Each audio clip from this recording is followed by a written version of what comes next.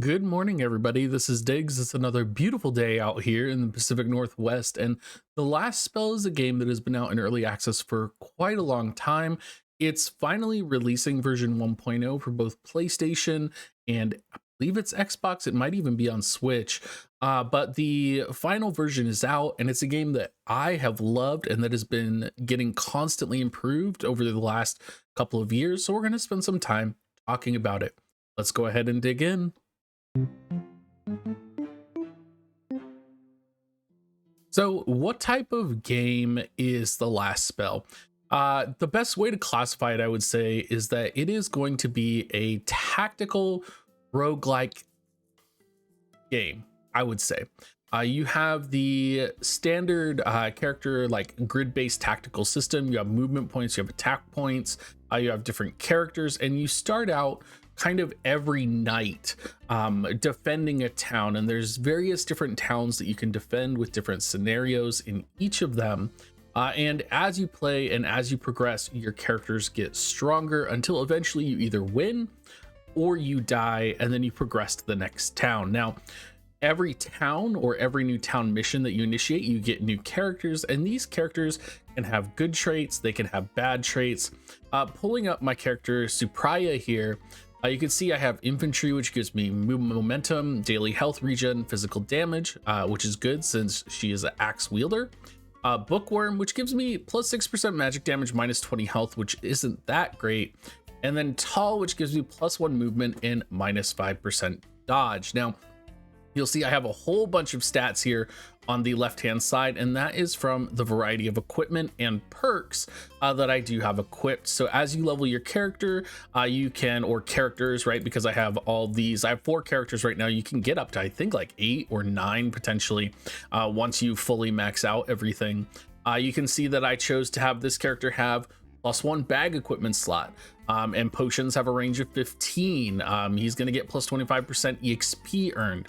So you do just have a variety of characters that you're going to be able to play with. You're going to unlock different weapons, and different weapons do different things. So for example, my axe weapon has a variety of attacks down here that are line based, grid based, AoE based. I have a caster right here which has a lightning bolt spell which will hit and then propagate through the enemies. It's called propagation damage, which is something we actually don't see very much in a lot of games, which is pretty cool.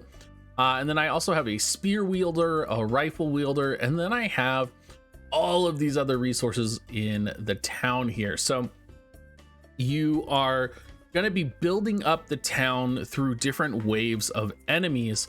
And so for me right now, what I'm doing right here is I'm building up my gold, and then I have a set amount of workers right here, as you can see, and I'm going to work and I'm going to get gold, and then I can build buildings, which I have a variety of buildings. I have an inn to recruit more heroes, a seer to push the fog back. So you see this fog is pushing in over here.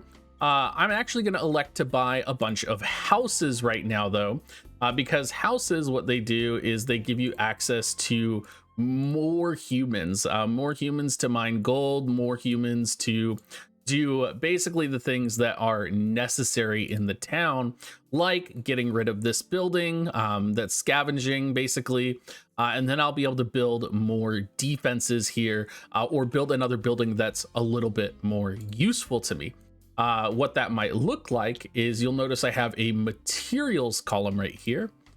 So I could build, for example, a catapult, which would potentially help against this wave of enemies coming. So since I know I have a wave coming on both sides, I'm going to build a catapult right here on both sides. I could build some wooden walls. So you see this side right here has some walls here, but the side's pretty sparse. So what I'm going to do is I'm going to build some walls up here actually, so that I don't have to worry about running my characters up here if an enemy comes through here, because they'll hit the walls and then they'll be routed down here back to my guys. Now, the equipment aspect of this game is probably the most fascinating and the most interesting, I think, As you do progress through the game, you can either get different equipment with different stats. It's a little bit RNG. So coming in right here, you can see this helmet is a full helm +2. Gonna give 7 resistance, 22 armor, poison damage. Don't really need that. I'm kind of looking for specific things as I go through here. I could get a different weapon if I wanted to pivot one of my axe wielders. If I wanted to make my mage a little bit better, I could set the journeyman's druidic staff. So I do have kind of a situation where I really like the druidic staff, so I might think about that. Having a warp crystal to jump around is also good. I also don't have any bow users is something to think about here. So taking a look at my potions, potion of mana is really important, especially as you are beginning. And I'm actually going to grab explosive bolt scroll because these are abilities that I can just give to my other units to make them just that little bit stronger. And I'm really torn on if I want to get this druidic staff here. I think I'm going to leave it. I'm going to go ahead and shop reroll.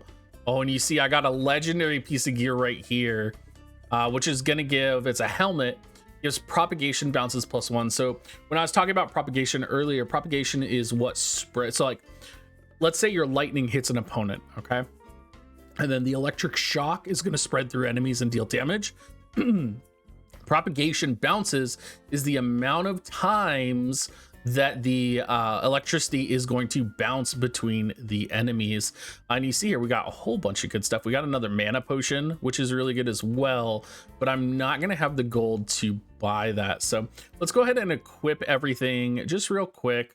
My rifleman, I had some pants that I'm going to grab for him and throw on there. My mage, this is who I'm going to give the mana potion to right now. And then I'm also going to give the Prophet Veil. This is the special gear that we just talked about. And you'll see their appearances do change, which is really fun. It's fun to see their appearances change. And sometimes they look really cool and other times they look pretty wacky. Now, there is another aspect to this, which is going to be like one of the other roguelike progression aspects of the game, which is going to be the favors. So let's go ahead and visit. You're going to see this screen if you either end the game or if you go here mid-game. And this is going to unlock new features for my characters or for my units. So for 4,500 essence, I can unlock a jeweler. I can unlock an alchemist. I can unlock a watchtower or new traps to be a little bit more defensive. Or if I scroll down here, you can see I can unlock the ability to give more EXP to my heroes, to give them a better chance to get rare items, new potions. So this is going to be kind of the progression aspect of the game. Now, the other side of this is going to be kind of the upgrades or variants or things that the game is going to give you that are really going to help you. So this is going to be like, you survived to this night, so you got a specific piece of gear that's really going to help you. So you can see like I spent 200 action points on spears, so now I'm going to get an upgrade to spears, right? So the more you use weapons, the more you use the features of specific towers, the more powerful you're going to become overall. So that's going to be the progression aspect. And the final aspect to talk about is the combat. Now, I'm going to go ahead and end phase. I've already deployed my units where I want them to be deployed. You'll notice I have my axe user over here, my book user, and then I have my spear user and my rifleman. So the knight comes in multiple waves here. The progression is up here in the upper left-hand corner.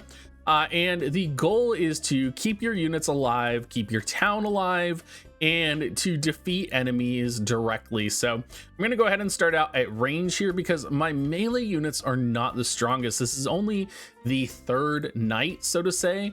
So I'm not going to be extremely powerful. I'm not going to be in a position to deal a ton of damage. So you can see, just use my ranged units. We're going to go ahead and end this turn. It's upset because I have actions remaining. And you'll see this is only the second wave into the game, but there's already enemy diversity coming through. So these guys, for example, are really fast and they're very evasive, which is super annoying. I'm going to go ahead and pop one of my abilities here. You have limited MP, so you need to be careful how you utilize your abilities. This ability from the rifleman actually lowers movement as well as accuracy on the opponents, so I'm not going to have to worry about those guys far in the back. Now I am going to try and get my spearman some action here. Now you do need to be careful with melee. My spearman is built particularly for this, but you do need to be a little bit careful because you can easily lose melee characters. So like if there were a bunch of really powerful like mega enemies back here, and I literally was like, oh, like I'm just gonna throw my melee unit forward, the next turn he could get swarmed and die.